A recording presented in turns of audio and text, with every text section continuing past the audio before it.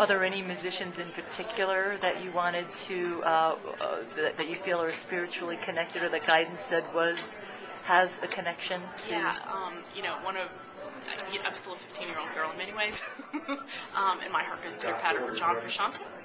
Wait, can you say that name again? I will say it as many times as Because we had a little thing, yeah, that will. John Frusciante. Mm-hmm. It just rolls off the tongue. And John Frusciante is a very high-level being. What band is he from? Red Hot Chili Peppers. And he is a guitar virtuoso, if you will. And it's so funny because anytime I say, that I got a schoolgirl crush on John Frusciante, they're like, oh, you just like those, great guitarists. No, I really go for drummers usually. So it's kind of a strange thing that, John is always the one who I've been drawn to. John is a very high-level being.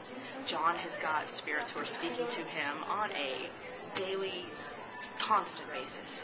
The last time I saw him in concert was here in Denver, and he was gone. You could see he was, at one point he had channeled Jimi Hendrix in, which was, I'm still getting chills now, it was fascinating just watching, with my own shamanic eyes as all of these other musicians kind of came in and took over his body as he was able to play this music. So John certainly has an arrangement, an agreement with them that he lets this happen. This isn't, some type of a possession type of thing.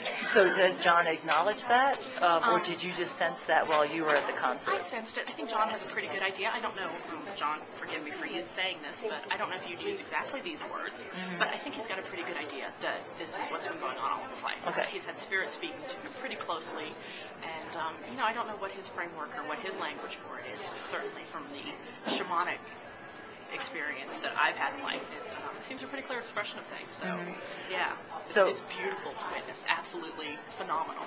That's awesome. Yeah, it's so cool.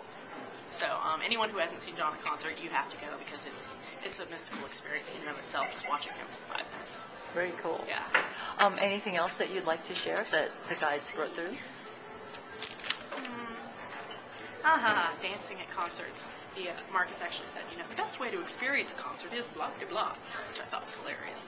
So he says, like Marcus is dancing, right, yeah, at Marcus a concert. Is dancing. So, go to a concert. He says not to drink because you can experience more that way. And it's the movement.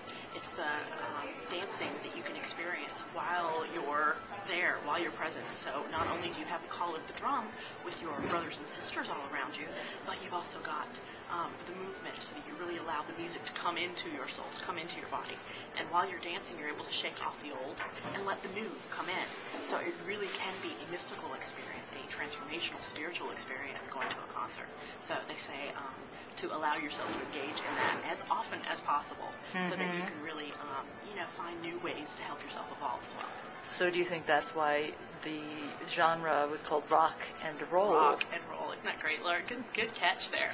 I noticed that a long time ago. Yeah, it's great, and it's true. Because, it's the rhythmic motion that you're doing with the drums. It's almost like entrainment that you're becoming one with the drum. Yeah, and, it's also a place of soothing.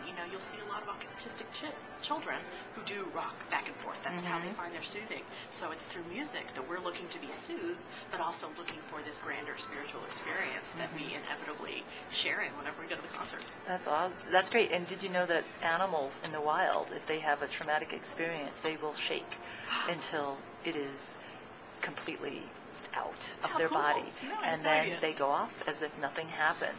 So sometimes our physiology is actually has a higher wisdom. Our bodies know what they need in order for us to heal. So I'm glad that Marcus, the guide, confirmed that shaking and moving is a part of our healing process. Yeah, absolutely. And, through being with our brothers and sisters and allowing ourselves to share in these experiences, we can, jump evolutionary rungs of the spiritual ladder as we move along. So, look at it as kind of your own chosen quantum leap. So you don't have to go through all the lessons yourself every time.